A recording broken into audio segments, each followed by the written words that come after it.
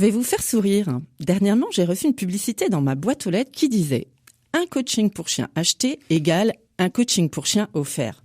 Cela m'a fait rire et je n'ai pu m'empêcher de repenser au sketch de Raymond DeVos. Vous savez, mon chien, c'est quelqu'un. Car pour ma part, mon chien, Oslo, il s'appelle Oslo, c'est un peu mon superviseur, dans le sens où en balade en forêt, il est juste à mes côtés et m'accompagne à mon propre rythme, quasi silencieux. Il est toujours dans l'ici et maintenant.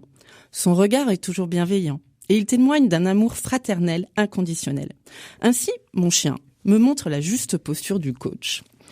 Quand une personne sollicite un coaching, c'est déjà bon signe. C'est comme si elle ressentait comme une dissonance à l'intérieur, une tension interne, je pourrais dire un nœud ou une forme de vague à l'âme. Quelque chose proche d'une fausse note, une situation devenue tellement inconfortable qu'il la maintient finalement dans un état non fluide, non léger et qui l'empêche d'avancer. Vous savez, comme un petit caillou que l'on a dans la chaussure.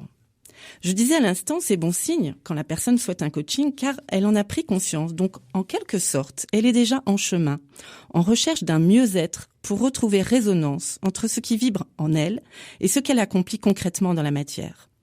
Sa demande de coaching signe son envie de changement, même si, paradoxalement, nous mettons tout en œuvre pour rester dans une homéostasie pour que rien ne change.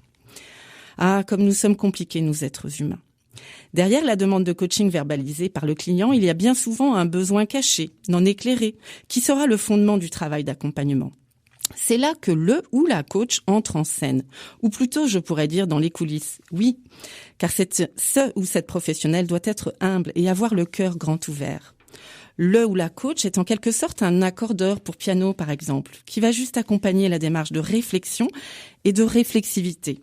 C'est-à-dire de prise de recul sur ses actes, ses agissements, ses propres pensées, ses émotions, pour retrouver la justesse dans la tonalité et l'harmonie pour que tout sonne au diapason.